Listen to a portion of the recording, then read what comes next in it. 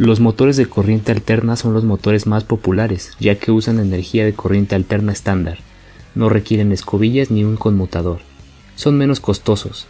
El motor de inducción es simple, resistente y no requiere mantenimiento. Está disponible en muchos tamaños y formas en función del número de fases utilizadas. La mayoría de los motores son motores de inducción de corriente alterna. Más del 80% de todos los motores son motores de inducción de corriente alterna. La electricidad de corriente alterna es la mejor manera de transferir energía utilizable desde una fuente de generación a grandes distancias. Los motores de inducción de corriente alterna pueden operar cargas de trabajo pesadas de más de 1 caballo de fuerza. Se requieren 3 fases para los motores más grandes. Este motor tiene 3 partes principales: rotor, estator y envolvente o carcasa. El estator y el rotor hacen el trabajo y la carcasa protege al rotor y al estator. El gabinete consta de un marco y 2 end bells. El estator está montado dentro del marco o frame. El rotor encaja dentro del estator con un ligero espacio de aire que lo separa del estator. Los cojinetes sostienen el rotor y le permiten girar. Están montados en el eje. Algunos motores usan un ventilador también montado en el eje del rotor para enfriar al motor. El rotor es la parte giratoria del circuito electromagnético del motor. El tipo de rotor más utilizado en un motor de inducción trifásico es un rotor de jaula de ardilla. Está hecho de aluminio apilando láminas delgadas para formar un cilindro. Tiene ranuras paralelas que pueden llevar conductores. Los devanados del estator son bobinas de alambre aislado que se insertan en las ranuras del núcleo del estator. Cuando el motor está en funcionamiento, los devanados del estator están conectados directamente a la fuente de alimentación. Los motores de inducción de corriente alterna pueden funcionar directamente con el suministro eléctrico. Son robustos, requieren poco mantenimiento y tienen un costo relativamente bajo. En un motor de inducción de corriente alterna trifásico, las bobinas de cable aislado se encuentran en las ranuras del estator ubicadas en la carcasa. Las bobinas están configuradas para proporcionar un conjunto de polos electromagnéticos para cada una de las 3 fases eléctricas, U, V y W, cuando se alimentan. Los devanados del estator inducen una corriente que fluye hacia los conductores del rotor. La figura número 1 muestra un motor donde las bobinas están dispuestas para proporcionar un par de polos para cada fase, U1, U2, V1, V2, W1 y W2. 2 polos para cada fase, por lo que esta es una configuración de 2 polos. Cuando las bobinas del estator están conectadas a una fuente de corriente alterna, fluirá una corriente eléctrica y producirá un campo magnético. Las bobinas se enrollan de modo que los polos de cada par tengan polaridades opuestas. La forma de onda de corriente alterna da como resultado que el campo magnético gira alrededor del estator central con 2 polos norte y 2 polos sur en cualquier momento. La velocidad de esa rotación está determinada por el número de pares de polos y la frecuencia de suministro eléctrico. De manera que velocidad síncrona en revoluciones por minuto es igual a 2 por la frecuencia de suministro en Hz entre el número de polos para cada fase por 60. De acuerdo con la ley de Faraday, la fuerza electromotriz inducida en cualquier circuito se debe a la tasa de cambio del enlace de flujo magnético a través del circuito. La velocidad relativa entre el flujo giratorio y el conductor del motor estático es la causa de la generación de corriente. Por lo tanto, según la ley de Lenz, el rotor girará en la misma dirección para reducir la causa. La velocidad del rotor no debe de alcanzar la velocidad síncrona producida por el estator. Si las velocidades se igualan, no habría velocidad relativa, EMF inducida y no habría un par. La diferencia entre el estator, velocidad síncrona, y el rotor se llama deslizamiento. El motor de un coche eléctrico se basa en un conjunto de piezas diseñadas para convertir la electricidad en energía mecánica mediante la creación de un campo magnético. Un motor de automóvil eléctrico crea energía mecánica a partir de la electricidad. Los coches eléctricos hoy en día incorporan un motor de inducción de corriente alterna por rueda. El motor está conectado a una fuente de energía y su rotación depende de la intensidad de la corriente. El estator está estático y el rotor gira. El estator usa energía para crear un campo magnético que luego hace girar al rotor. La batería de un automóvil eléctrico funciona con corriente continua, pero cuando se trata del motor principal del vehículo eléctrico, la energía de corriente continua debe de transformarse en corriente alterna a través de un inversor. La velocidad del motor de inducción se cambia tanto del lado del estator como del rotor. El control de velocidad del motor de inducción trifásico desde el lado del estator se clasifica además como un control de voltaje-frecuencia o control de frecuencia, cambiar el número de polos del estator, controlar la tensión de alimentación y agregar un reostato en el circuito del estator. Todo bobinado trifásico se puede conectar en estrella, es decir, todos los finales conectados en un punto común alimentando el sistema por los otros extremos libres, o bien en triángulo, conectando el final de cada fase al principio de la fase siguiente, alimentando el sistema por los puntos de unión. En la conexión estrella, la intensidad que recorre cada fase coincide con la intensidad de línea, mientras que la tensión que se aplica a cada fase es raíz de 3 menor que la tensión de línea. En la conexión triángulo, la intensidad que recorre cada fase es raíz de 3 menor que la intensidad de línea, mientras que la tensión a la que queda sometida cada fase coincide con la tensión de línea. El segundo motor que investigamos se trata del motor DC brushless o sin escobillas. Este se utiliza normalmente para componentes eléctricos sencillos, en los cuales se requiere una larga vida útil. Esto es posible debido a que, a diferencia del motor con escobillas, este no tiene partes en constante rozamiento, de tal modo que se elimina ese desgaste y se puede ampliar su vida útil y disminuir el mantenimiento necesario.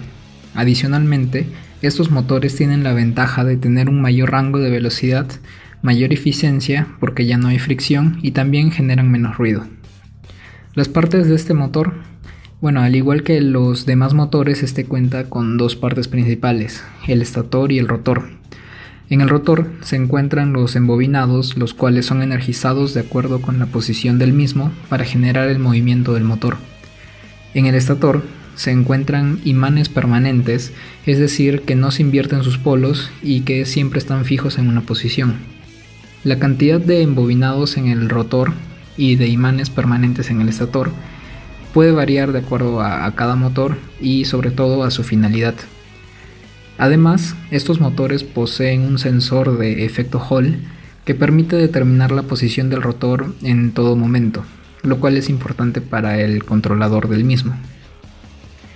Ahora, sobre el principio de operación, básicamente la corriente pasa por el embobinado del rotor, provocando campos magnéticos que interactúan con el de los imanes permanentes, generando así el movimiento mecánico. El arreglo de las bobinas y de los imanes está diseñado para que se puedan energizar de tal modo que exista atracción y repulsión a la vez en una misma dirección que favorezca la rotación de las bobinas en ese determinado sentido. Para controlar qué bobina se debe energizar, por cuánto tiempo y en qué polaridad, se utiliza un controlador electrónico de velocidad. Además del controlador, el sistema está conformado por principalmente transistores y puentes en H que funcionan como interruptores, los cuales permiten cambiar la polaridad de estos imanes eléctricos.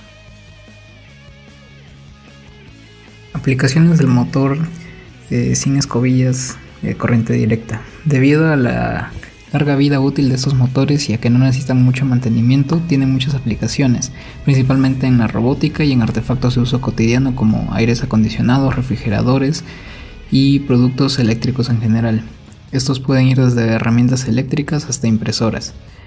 Y además, debido a su gran versatilidad, estos motores de corriente directa tienen también muchas aplicaciones dentro de un auto, desde funciones de confort como seguros, asientos o ventanillas eléctricas, hasta otras aplicaciones más técnicas que involucran el funcionamiento del rotor, como por ejemplo las bombas de agua, aceite o combustible. El control eléctrico.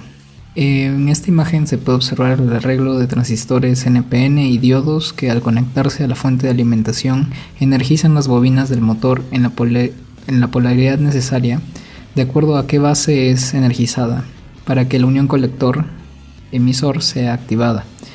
Esto es determinado ya por el controlador de acuerdo a la posición del motor. Motor paso a paso.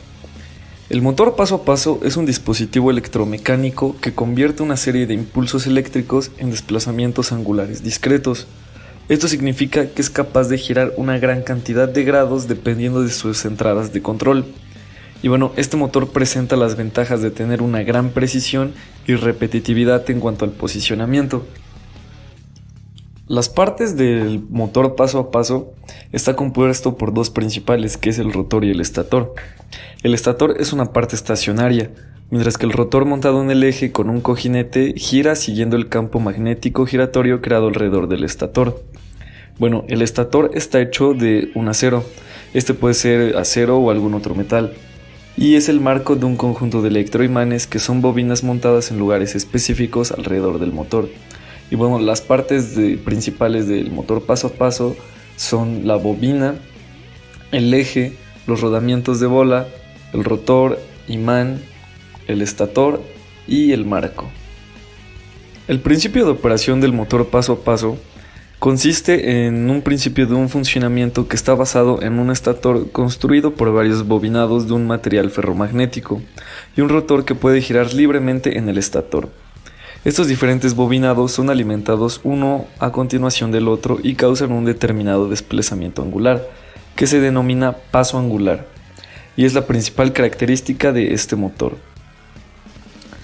Cuando la bobina se energiza, se forma un electroimán atrayendo un imán, en este caso los dientes, que están montados en el rotor, desplazado por un cierto desplazamiento respecto a él.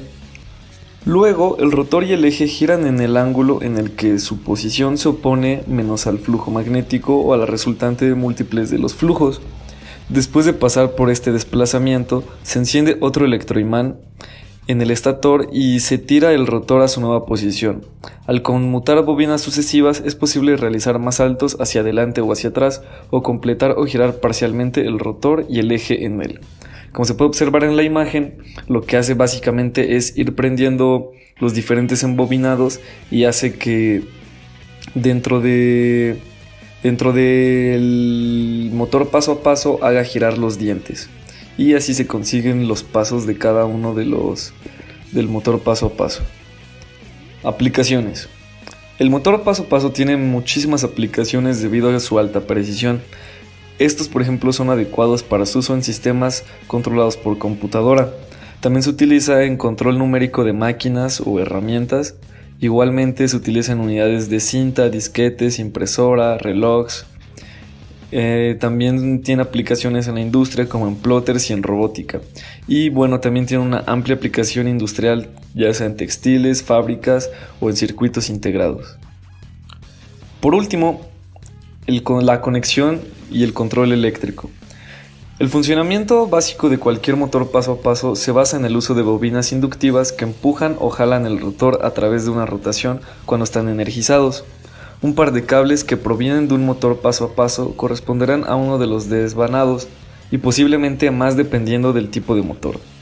La mayoría de los motores paso a paso nos proporcionan 4 cables para conectarse a los diferentes devanados del motor, y la conexión de este tipo pues es muy sencilla y simplemente requiere que la conexión, como se puede observar en el diagrama, de los cables A y A' a las salidas de la fase correspondiente de su motor, y bueno, la tierra al respectivo cable que nos indica el motor.